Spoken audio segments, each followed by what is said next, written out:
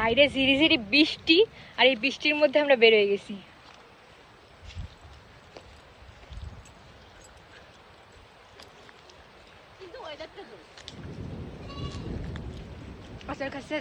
ঝিরিঝিরি বৃষ্টির মধ্যে দুই বোন মিলে চলে গেলাম বাজারে বাজার করার জন্য। বাসায় এসে রেডি হয়ে আবার গিয়েছিলাম দাওয়াত খাইতে। এর মতো এনার্জি কার কার আছে?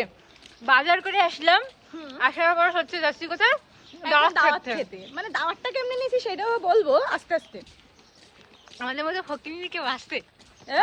আমরা তো ডিজিটাল ফকিন্নি, শুধু ফকিন্নি বললি কেন?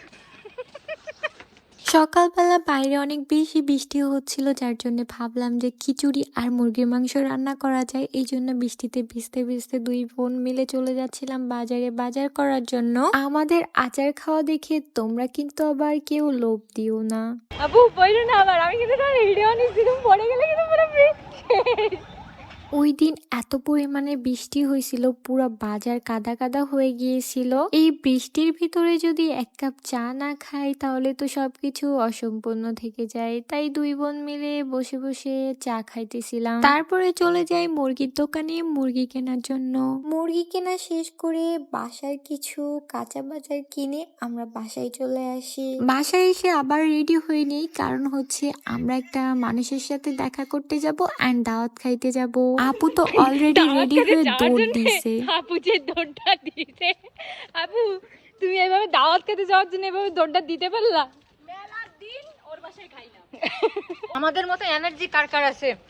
বাজার করে আসলাম, আসার পর হচ্ছে যাচ্ছি কোথায়? দাওয়াত খেতে। মানে দাওয়াতটা কেমনে নিয়েছি সেটাও বলবো আস্তে আস্তে। আমাদের মধ্যে ফকিনি কেউ আসছে? আমরা তো ডিজিটাল ফকিন্নি, শুধু ফকিন্নি বললি কেন?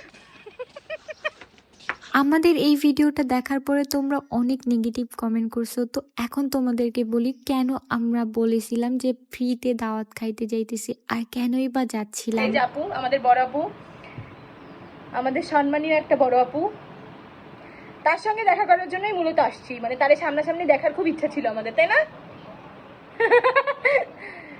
এবার বলো।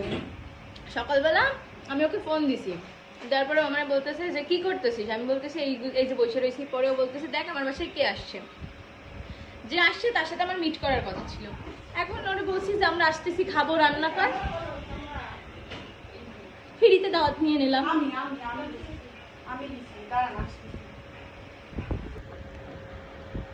আল্লাহ যে এত ভালো ভালো খাবারগুলো আমাদের খাওয়াইছে, তার যেন খুব সুন্দর একটা বাচ্চা কাচ্চা হয়। মানে একটা না, 1 ডজন। আমরা যেন বছর বছর তার মানে তাদের অনুষ্ঠানের খাবার এরকম খাইতে পারি। দোয়া করে দিলাম, ক্যামেরাটা ঘুরাও দিকে দিলাম, দোয়া করে।